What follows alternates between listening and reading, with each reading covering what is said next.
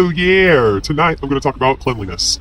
I'm sure y'all heard the phrase growing up, cleanliness is next to godliness. I know I heard it. In fact, it became one of my triggers at one point. However, studies do show that clutter in your space negatively affects your short-term memory. It makes it harder to focus, it makes it harder to know where your things are, and it makes it easier to be forgetful. This can cause you all kinds of stress. On top of that, unsanitized spaces can lead to depression and anxiety. Yikes. So when it comes to our spiritual health, in a way, cleanliness is next to godliness. A clean and functional space causes lower stress, reduces your cortisol, brings about higher satisfaction level, and an overall sense of well-being. A cluttered and messy space can be like a prison to your overall expression, comfort, and access to life. So getting your space clean and decluttered is really going to free up your emotions. It's going to free up your time, and it's going to give you a lot more peace in your life. Cleaning your space will give you more control in your life, which will make you feel accomplished, self-indulged, and overall more confident in yourself. It's going to raise your self-esteem. So I'm going to give some tips and pointers on how you can design your own personal cleaning plan that fits your life. So whether you have ADHD, a little bit of a hoarding problem, I know I did, whatever it may be that's holding you back, this plan should help you get moving. First, I'm going to start off by saying this process takes time. Your mess wasn't built in a day, and your cleaning process isn't going to get done in a day either. You have to give yourself grace. You have to give yourself time. It's going to take a while. Don't expect it to be done in a day. Just make progress as often as you can, and as long as you keep moving forward, it will eventually get to where you want it to be. Which brings me to number 1. Visualize your goal. Imagine your home and your space the way that would make you feel most comfortable and happy. Try to visualize your space being functional, clean, free of debris, free of clutter. I'm not saying get rid of all your sentimental things. Everybody has knickknacks and doodads. Everybody's got pictures and everybody's got art. But visualize your space expressing those things in a way that makes you feel good about yourself.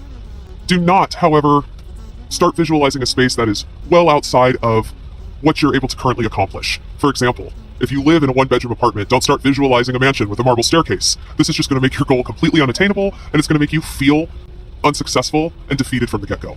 Once you have a solid visual of what you would like your space to be, that's when you can move to step 2. Start prioritizing different parts of the process. For example, sanitation always comes first. If you have a messy bathroom, toilet, or sink, shower, those are the things you're going to want to focus on to begin with. This space you use every single day. It helps you feel clean, it helps you alleviate yourself, and it helps you wash up after alleviating yourself. If you don't have access to this space, or if it feels disgusting while you're in it, it's going to affect your general mood every single time you go in there. The reason I say start with sanitization is because we have a nasty little habit called procrastination. And what we'll do is have a dirty bathroom that needs to be clean, yet instead of cleaning that, we'll go through a stack of mail that's been sitting on the table. Yes, getting the stack of mail off the table helps clear the space in your kitchen for you to eat, but eating can be done in many spaces besides your table. You can't go to the bathroom anywhere else but your toilet. And if you are, you need to stop. Anyway, by doing the wrong task first, you're not going to feel accomplishment. You're going to feel as though you put in work for nothing and didn't move your space forward in a way that benefits you on a daily basis. When upgrading your space, focus on the areas you use the most first. Focus on the areas you need to relieve yourself, shower and clean, eat, those types of things. Those are the areas you're going to want to prioritize. Number 3, you're always going to want to start small. Don't try to create some overwhelming project for yourself that is impossible to accomplish. This is just going to make you feel defeated, and it's not going to move you forward. Focus on something you can do today that will only take you 10 to 15 minutes. Once you've accomplished that task, you'll have more motivation to do other tasks. Then you can get into longer projects that take more than 15 to 20 minutes. Once you've accomplished a few of these 15 to 20 minute tasks, it will make you more prepared when you start tackling an hour-long process.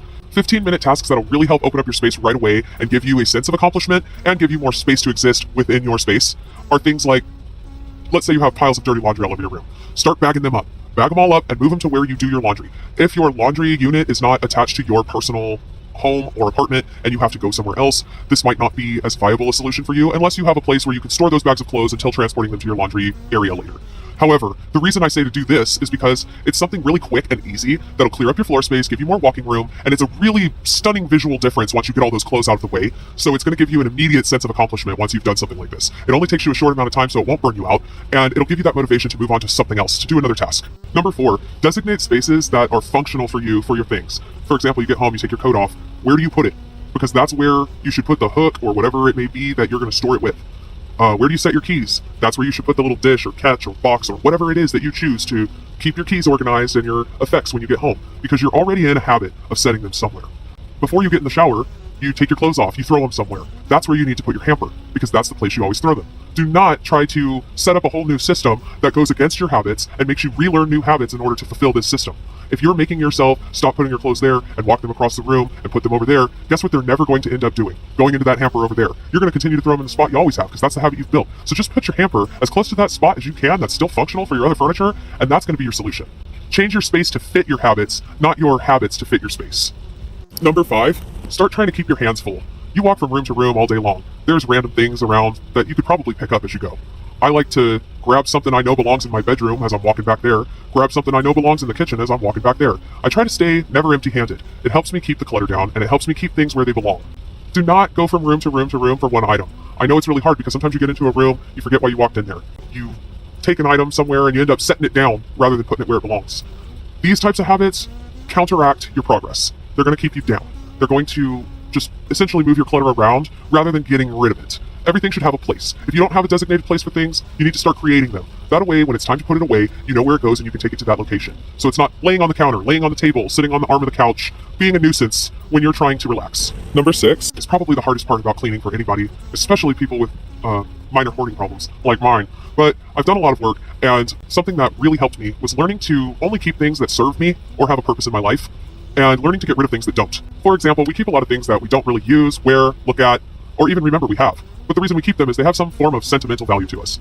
If storing the item and having a place for it and it taking up space in your area is costing you more than you're gaining from the sentimental value of having that item still around, it's time to get rid of it. It's not serving you anymore. If you're having a struggle deciding what items to keep, what items to get rid of, just pay attention to time limits. I like to say, if I don't use this, look at it, or touch it within this certain amount of time, I'm going to get rid of it. That way I'm not storing things that aren't useful to me, and I'm not hoarding things for the purpose of using them in the future or some value I've assigned to them. Now, another thing that gets into that mentality is keeping an item because it may have value to somebody else, even if it doesn't have value to you. If you have items that you've been storing around because you think they're worth something, prove they're worth something. Throw them on OfferUp, put them in an ad on Craigslist, do what you got to do to try to get them sold. If they don't sell within a certain amount of time, they probably don't have as much value as you think they do, and it's time to get rid of them. They're just sucking up your space that could be used for other things that bring you joy, that bring you happiness, and that contribute to your daily life. We hold on to too many things that cause us strife and grief. If it's causing you strife and grief, it's time to get rid of it. Let it go. These items are cluttering your space, they're cluttering your mind, they're ruining your mood, they're destroying your well-being, and it's not healthy for anyone. And nobody holding on to all these things is truly getting joy from them. Most people in a situation where they have a lot of clutter in their house, where they've been holding on to items, unable to get rid of them, unable to sort through them, organize them, do what they need to do to declutter their space, those people typically have some type of depression, anxiety, stress. Their items aren't truly bringing them joy. They're bringing them stress and grief. This is an endless cycle we get caught in if we can't force ourselves to start putting those things aside and getting rid of them. Another thing I like to ask myself is, in 100 years, is anybody going to care about this item? In 100 years, is this item going to be any good? In 100 years, will this item still have functionality? The reason I like to ask this question is because it reminds me that nothing is permanent. All of these items are just things that will eventually break, rust, decay, or otherwise get destroyed. Nothing is permanent. There's no point in trying to hold on to something that isn't going to last forever anyways. Your sentimental value and attachment to this thing is not going to increase its longevity. When you finally get to a point where you feel like you can tackle the enormous task of decluttering, again, start in spaces that you use the most, that are most vital to your existence. Start in your bathroom, start in your kitchen. Your living spaces and other spaces can be tackled secondary, because your kitchen and bathroom situation is most important to keeping you clean, alleviated, well-fed, and healthy.